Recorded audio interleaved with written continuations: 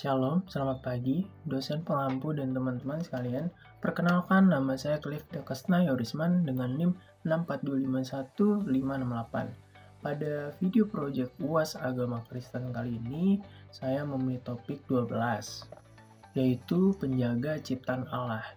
Di dalam Alkitab, tepatnya pada Kejadian 2 ayat 15, Allah memberikan mandat kepada manusia untuk mengusahakan dan memelihara alam semesta ini.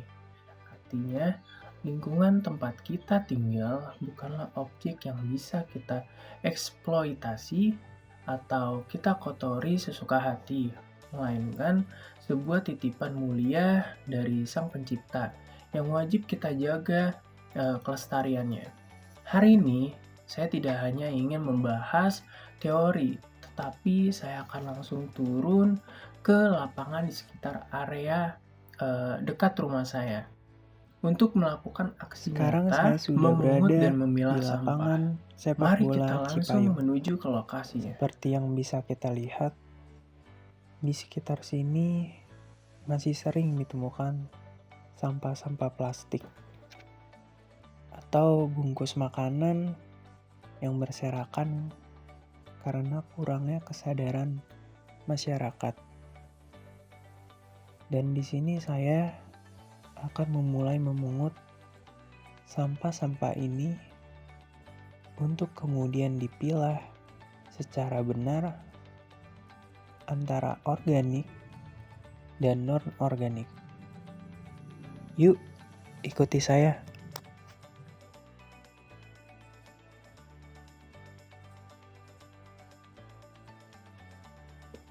Saat melakukan aksi ini, saya menyadari betapa banyaknya sampah plastik atau non-organik yang dibuang sembarangan. Sampah jenis non-organik seperti botol plastik, styrofoam, dan bekas kemasan makanan.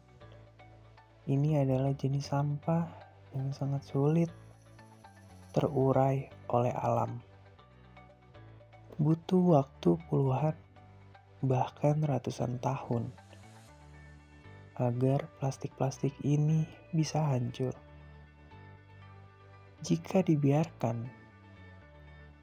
tertimbun di tanah akan tercemar, dan jika dibawa ke saluran air, bisa menyebabkan banjir dan merusak ekosistem makhluk hidup lainnya. Oleh karena itu, tindakan memungut sampah bukan sekedar membersihkan visual lingkungan, melainkan bentuk tanggung jawab iman sebagai penatalayan bumi ciptaan Allah. Nah, setelah terkumpul, sekarang saatnya saya memilah sampah-sampah ini. Sampah-sampah plastik yang sudah saya kumpulkan ini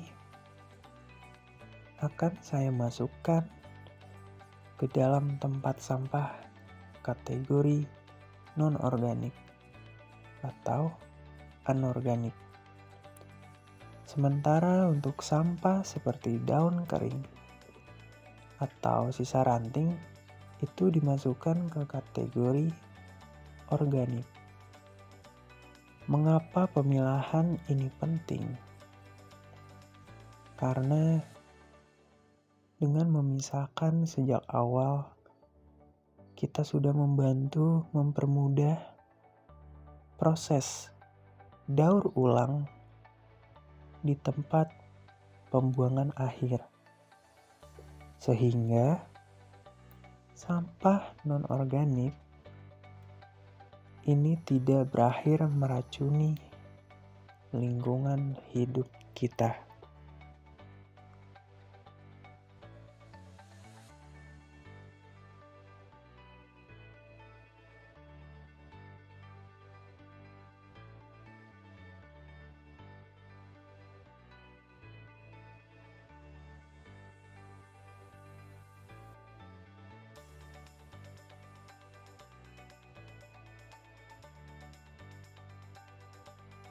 Teman dan dosen yang saya hormati, setelah saya turun langsung ke lapangan dan mengumpulkan sampah-sampah tadi, ada sebuah refleksi mendalam yang berkecamuk di dalam hati dan pikiran saya. Kegiatan sederhana memungut sampah ini ternyata membuka mata saya bahwa masalah lingkungan bukan sekedar masalah dinas kebersihan atau pemerintah saja, melainkan masalah hati dan iman kita masing-masing. Seringkali kita sebagai manusia terjebak dalam sikap egois, kita mengonsumsi berbagai produk kemasan plastik karena pengennya praktis aja.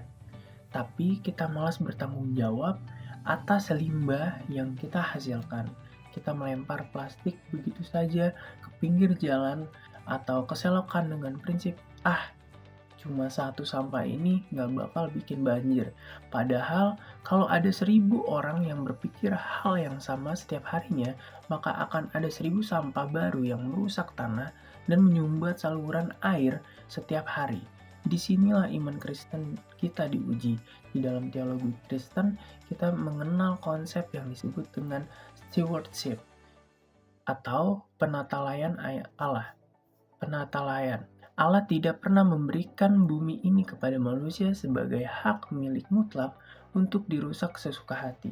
Bumi ini adalah milik Tuhan dan kita hanyalah pengurus yang suatu saat nanti harus mempertanggungjawabkan bagaimana cara kita merawat rumah bersama ini dengan hadapan Sang Pencipta. Ketika kita membiarkan lingkungan kita kotor, dipenuhi sampah non-organik yang meracuni tanah, kita sebenarnya sedang gagal menunjukkan karakter Kristus. Bagaimana kita bisa berkata kita mengasihi Allah yang tidak kelihatan jika kita tidak bisa menghargai alam ciptaannya yang kelihatan jelas di depan mata kita. Selain itu, tindakan membuang sampah sembarangan adalah bentuk ketidakpedulian kita terhadap sesama manusia. Sampah non-organik yang menyumbat saluran air akan memicu banjir, dan banjir itu akan merugikan banyak orang lain. Bisa jadi rumah tetangga kita atau orang-orang miskin yang tinggal di daerah bantaran sungai. Jadi, dengan kita belajar memilah sampah organik dan non-organik,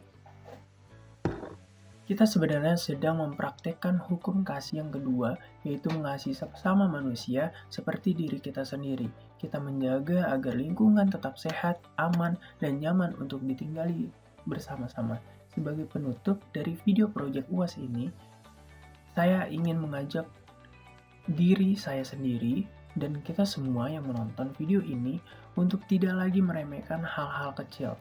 Mari kita mulai dari hal yang paling sederhana dari dalam diri kita, berkomitmen untuk tidak membuang sampah sembarangan, dan mulai belajar memilah sampah non-organik di sekitar kita. Iman tanpa perbuatan pada hakikatnya adalah mati, dan mari kita tunjukkan iman kita yang hidup, bukan cuma lewat perkataan, tetapi lewat dari tindakan nyata menjaga dan merawat bumi ini sebagai wujud ketaatan kita kepada Tuhan, Sang Pencipta alam semesta.